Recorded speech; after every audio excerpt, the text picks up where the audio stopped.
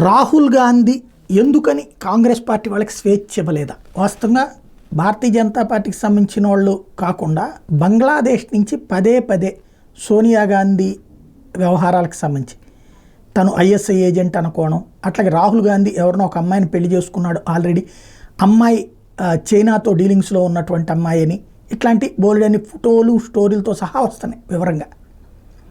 అక్కడ ఉన్నటువంటి చౌదరి అనే జర్నలిస్ట్ రాసుకొస్తున్నాడు, వరుసబెట్టి రాసుకొస్తున్నాడు. బట్ కాంగ్రెస్ ఒక్క ముక్క ఖండించట్ల.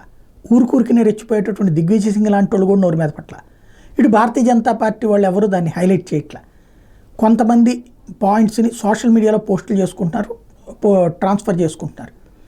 రాహుల్ గాంధీ ఎందుకు ఆపేశాడు అంటే తన మీద కుట్రని మాట్లాడచ్చు కదా, తన క్యారెక్టర్ అసాసినేషన్, తన తల్లి క్యారెక్టర్ అసాసినేషన్ అని. అదేమీ లేకుండా సైలెంట్గా ఉన్నారంటే అసలు ఏం జరుగుతోంది ఆలోచించాల్సి ఉంది.